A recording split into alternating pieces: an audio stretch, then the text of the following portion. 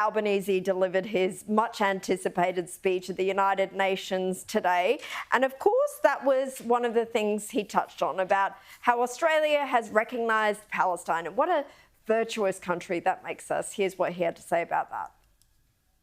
This week, Australia recognised the state of Palestine because, to quote from the Charter, that forms the very foundations of this institution and reflects the very best of its idealism. We are determined, quote, to save succeeding generations from the scourge of war, to reaffirm faith in fundamental human rights. I mean, put aside the fact the whole speech was a joke, because how does this prevent war when you are rewarding terrorists who invaded another country? But this is just one example. Many of the topics he talked about, climate change in particular and emissions, how different, like contrast his speech, his weak speech, his to speech the strength that should of Donald be sold Trump. as a sleep aid, because honestly, he is the worst orator. He'd put anyone to sleep, any insomniac to sleep. Well, the UN chamber was basically empty as Albanese was speaking, so I think he basically did put them to sleep, or they knew what they were in for and left before he could open his mouth, as I certainly would.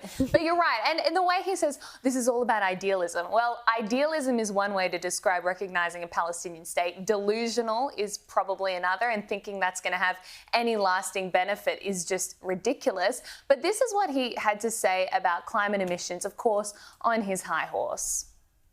Australia is acting to meet the environmental challenge of climate change while working to seize and share the economic opportunities of renewable energy. We will meet our 2030 target of 43% emissions reduction on 2005 levels. And last week, we set our target for 2035. Yeah. Now, what's been really interesting about the UN so far is we've seen, obviously, Donald Trump come out very hard against climate change. He's called it a con job. And then, interestingly, we've now seen Xi Jinping from China come out and say this is the greatest transition of our time. I feel like, there's a bit of a red flag when you're taking the side of China against the US. Maybe Trump knows something Albanese doesn't. Oh, well, I think that's well and truly obvious about many issues. But the fact that China is even now having a discussion that they're saying they're going to reduce their emissions by 10%, when you look at what we're doing to our economy and the volume of, 60 to 72 now? What are they? 62 to 70% reduction.